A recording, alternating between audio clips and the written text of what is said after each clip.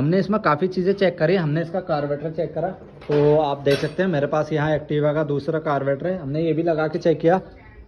और बाकी हमने टेबल टाइमिंग सब चेक की इसकी मगर उसके बाद भी इसमें सेम प्रॉब्लम थी। इंजन से पट पट की बराबर साउंड आ रही थी और गाड़ी में बहुत ज़्यादा मिसिंग और चढ़ाई में चढ़ नहीं रही थी। तो जब हमने इसमें चेक किया तो इसमें जो बैटरी लगी थी वो ये बैटरी लगी थी एक साइड की, और इस बैटरी में बिल्कुल भी जान नहीं है, बिल्कुल ख़राब हो चुकी है। तो उसके बाद जब हमने इसमें नई बैटरी लगाई, नई बैटरी लगाने के बाद हमने अभी तारे मैंने हटा रखी है, तो जब हम तारे लगा के मैंने चला के चेक की तो जो इंजन से पट पट की साउंड आ रही थी वो भी बिल्कुल बंद हो गई और गाड़ी की मिसिंग भी बंद हो गई और गाड़ी प्रॉपर चढ़ाई में चढ़ रही है। तो अगर आपके साथ भी मिसिंग प्रॉब्लम और इंजन से पट पट करके साउंड आती है और गाड़ी चढ़ाई में दिक्कत करती है, तो आप भी एक बार बैटरी हमेशा चेक कर लेना अपनी गाड़ी की कि आपकी गाड़ी की बैटरी ठीक है या नहीं ठीक है।